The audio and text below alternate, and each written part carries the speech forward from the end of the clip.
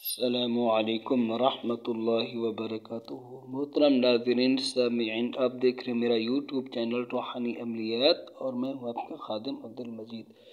آج کا ہمارا ٹاپک ہے کہ جب جنات، ہمزاد، موکلات ایک عامل کے قابو میں آ جاتے ہیں تو پھر تو ان کے ساتھ دوستی ہو جاتی ہے اور دوست کو تنگ نہیں کرتا ہے۔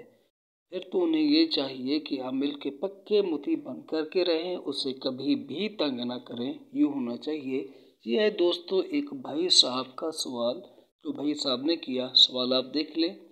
میرے بھائی صاحب لکھتے ہیں السلام علیکم۔ وعلیکم السلام ورحمۃ اللہ وبرکاتہ۔ فرماتے ہیں قاری صاحب، ایک امور توجہ طلب ہے کہ رات کو آپ نے ویڈیو میں بتایا کہ ایک رات کی آپ نے ہمزاد کی باطنی تسخیر کر لی۔ الحمدللہ جی، میں نے اس کا عمل کیا تھا۔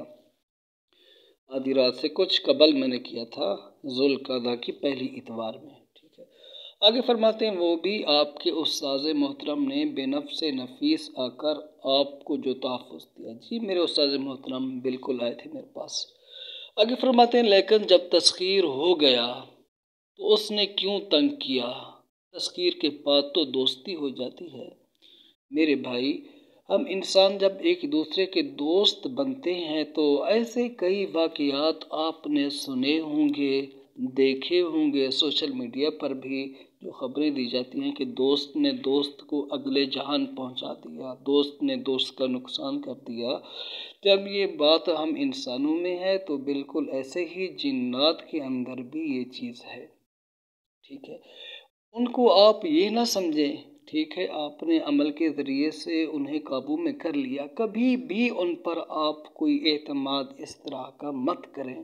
ٹھیک ہے، کسی بھی وقت وہ آپ کو نقصان پہنچا سکتے ہیں اور نقصان پہنچانے کے کافی واقعات ان کے موجود ہیں کہ جہاں پر جنات نے، ہمزاد نے عامل کو نقصان پہنچایا۔ ٹھیک ہے، اب دیکھیں دوستو کہ یہ جو چیزیں عامل کے قابو میں آتی ہیں یہ عمل کے زور سے آتی ہیں۔ ٹھیک ہے، ایک عمل کی طاقت ہوتی ہے۔ مثال کے طور پر جو جیل کے اندر قیدی ہوتے ہیں نا، جیل والے قیدی، ان کو تھانے دار کسی کام پر لگا دے ڈنڈے کے ذریعے سے، انہوں نے وہی کام کرنا ہے۔ اب عامل صاحب جو عمل کرتے ہیں 41 رات کا، ان کو اپنے قابو میں، ان کو اپنے بس میں کرتے ہیں، وہ بھی ایک عمل کی طاقت ہوتی ہے۔ وہ مجبور ہو کر کے، بے بس ہو کر کے عامل کے تابع ہو جاتے ہیں۔ لیکن دیکھو دوستو، پھر عامل کو ان سے اپنی حفاظت کرنا پڑتی ہے، اپنی بھی اور اپنے گھر والوں کی حفاظت بھی کرنا پڑتی ہے دوستو۔ ٹھیک ہے، اپنی حفاظت، اپنے گھر والوں کی حفاظت، اگر اپنی حفاظت نہ کرے تو اسے نقصان بھی پہنچا دیتے ہیں۔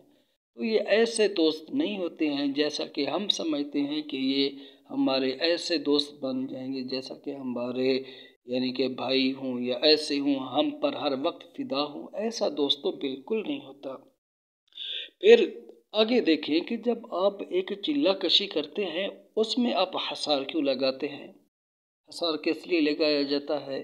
اپنے دفاع کے لیے لگایا جاتا ہے۔ جب انہوں نے آپ کا دوست بن کر آنا ہے تو پھر حصار لگانے کی ضرورت کیا؟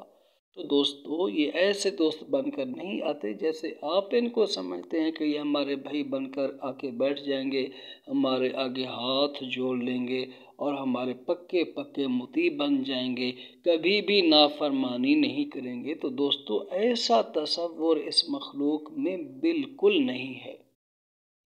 دیکھیں، ہم تو امتی ہیں نا، حضرت سلیمان علیہ السلام تو اللہ کے نبی تھے نا، اللہ نے ان کو بادشاہت عطا فرمائی تھی جنات پر، لیکن اس میں بھی سرکش جنات و شیاطین تھے جو بات نہیں مانتے تھے۔ وَمَن يَزِغْ مِنْهُمْ عَنْ أَمْرِنَا نُذِقْهُ مِنْ عَذَابِ السَّعِيرِ، کہ کچھ ایسے جنات تھے جو سرکشی کرتے تھے، عن امرنا، ہماری بات کی، نذقہ من عذاب السعیر، ہم انہیں آگ کے عذاب کا مزہ چکھاتے تھے۔ تو ان کی نافرمانی بھی یہ جنات و شیاطین کر لیتے تھے، سرکشی کر لیتے تھے۔ تو ہم تو امتی ہیں، ہم اعمال کرتے ہیں، وظائف کرتے ہیں، کسی نہ کسی طریقے سے یہ چیزیں قابو میں آ جاتی ہیں، لیکن اس کا یہ مطلب نہیں کہ آپ کو انہوں نے کبھی بھی تنگ نہیں کرنا۔